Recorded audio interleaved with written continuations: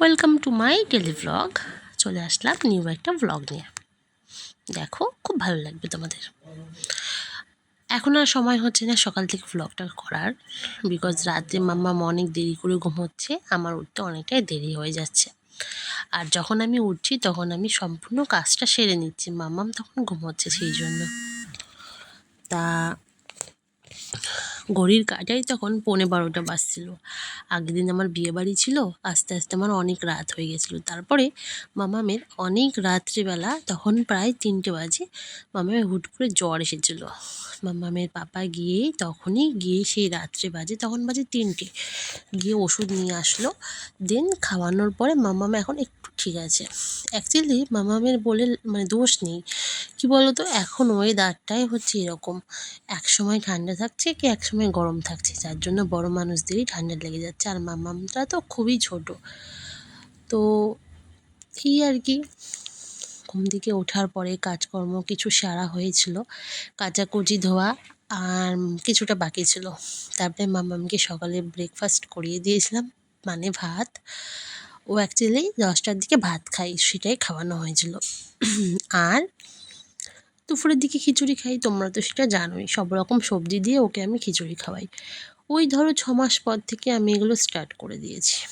ডাক্তারের পরামর্শ নিইনি, তবে কিছু কিছু ডাক্তারকে জিজ্ঞাসা করে নিয়েছি। ডাক্তার বলেছে যদি স্যুট করে তাহলে তুমি খাওয়াতে পারো। তো মাম্মামকে আমি সেটা খাওয়ানো স্টার্ট করে দিয়েছিলাম। তো তারপরে ওকে কিছু ফলের জুস খাওয়ালাম। আর এই যে ওষুধ, ওর জ্বর আসলে ডাক্তার বলেছে খাওয়াতে, সেই রাত্রেই জ্বর এসেছিলো, তারপরে আর ওর জ্বর আসেনি। আর সারা কাজকর্ম সারার পরে আমার 12টার সময় ব্রাশ করার টাইম হলো। হ্যাঁ হ্যাঁ, মা হয়েছি, এইসব তো হবেই। সকালকার ব্রাশ, 7টার ব্রাশ 12টায় করতে তো হবেই, মা বলে কথা। বাজারে গেছিলাম কিছু মার্কেটিংয়ের জন্য, একটা শাড়ি খুব পছন্দ হয়ে গেছিলো, দিয়ে নিয়ে নিলাম।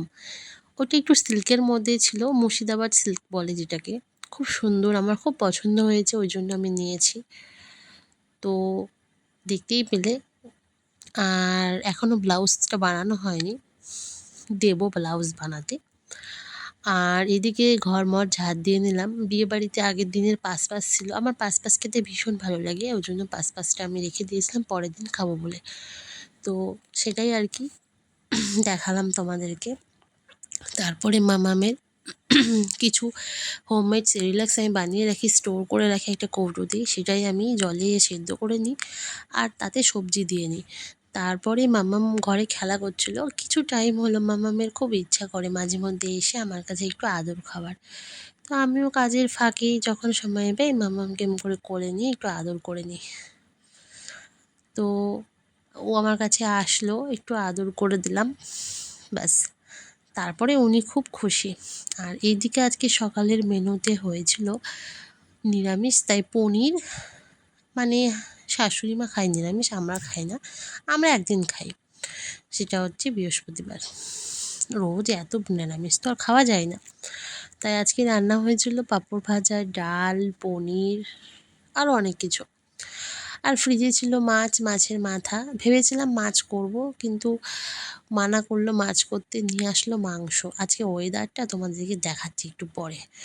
ওয়েদারটা সকাল থেকে ভালোই ছিল, তারপরে কিছুক্ষণ পরে বিশাল বৃষ্টি, বিশাল ঝড়, মেঘ উঠেছিল। কি জানি এত বাজে ওয়েদার কেন, কিচ্ছু জামা প্যান্ট শুকোয়নি। আর জানো, আমার মাম্মামকে একটা গাড়ি কিনে দেওয়া হয়েছিল রিমোট কন্ট্রোল, ও সেটাকে ভেঙে চুরে একাকার করেছে। ও যতদিন না বুদ্ধি হচ্ছে ততদিন এগুলো ও যত্ন করে রাখতে পারবে না, ও এখন এগুলোর মানেই বুঝছে না। তারপরে কিছু ফল আসলো, নিয়ে নিলাম। আর তারপরে মাম্মামকে স্নান টান করিয়ে হালকা একটু ঘুম পাড়িয়ে দিলাম, হালকা জল দিয়ে স্নান করিয়ে দিয়ে ঘুম পাড়িয়ে দিলাম মাম্মামকে। ও ঘুমিয়ে গেলে ওকে আমি টিপ পড়াই, কারণ আমি ফোনে দেখেছি ঘুমিয়ে গেলে নাকি টিপ পড়াতে নেই, কিন্তু কিছু করার নেই, নাহলে মাম্মাম টিপ পড়াতে দেয় না। তাই ও ঘুমিয়ে যাওয়ার পরেই মাম্মামকে আমি টিপ পড়াই। তারপরে মাম্মামকে টিপ পরিয়ে দিয়ে আমি বাইরে এসে দেখলাম প্রচণ্ড পরিমাণে বৃষ্টি হচ্ছে। আর ওয়েদারটা দেখো, একদম বাজে ওয়েদার। এই ওয়েদারের জন্য বাচ্চাগুলো ঠান্ডা লেগে যাচ্ছে আর গরম লেগে যাচ্ছে, তার জন্য বাচ্চাগুলোর প্রচণ্ড পরিমাণে জ্বর কাশিতে ভুগছে। তখন বাজে ঘড়িতে 1:30 থেকে 2টো। আমি চলে আসলাম স্নান টান করে নিজে ফ্রেশ হয়ে মাংস রান্না করতে, চিকেন। আজকে ওয়েদারটা এত সুন্দর ছিল তাই বর বলল একটু চিকেন করো। তো সব কিছু কাটাকুটি করে আমি এদিকে চিকেন বসিয়ে দিলাম, আর তারপরে ও বলল আজকে স্যাটারডে, ও তো বাড়িতেই থাকে, তাই ও বলল কি আমাকে একটুখানি কফি করে দাও, আমি কাজে বসবো। তাই অফিসের কিছু কাজ ছিল, তাই ওকে আমি একটুখানি কফি করে দিলাম, আর এদিকে আমি আমার মাংসটাও রান্না করে নিলাম। মোটামুটি ভালোই হয়েছিল বর বলল।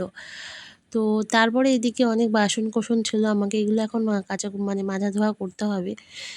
কিন্তু ঘড়িতে জানো তখন 3টে বাজে, মাম্মামকে আমি ঘুম পাড়িয়ে রেখে এসেছি। তারপরে এদিকে আমি তোমাদেরকে তো বললাম আজকে মেনু হয়েছিল, কিন্তু আজকে জানো তো রান্নাবান্না খুব একটা ভালো হয়নি, সেই জন্য আবার মাংস এনে রান্না করা হয়েছে। আর সত্যি কথা বলতে আমার বর আবার এইসব রান্নাবান্না মানে এইসব জিনিসের থেকে ও মাংসটাই খুব বেশি ভালোবাসে। তো ভেবেছিলাম মাটন আনবে, বাট মাটনের দোকানে গিয়ে দেখে অলরেডি মাটনের দোকান বন্ধ হয়ে গেছে, তখন বাজে 2টো।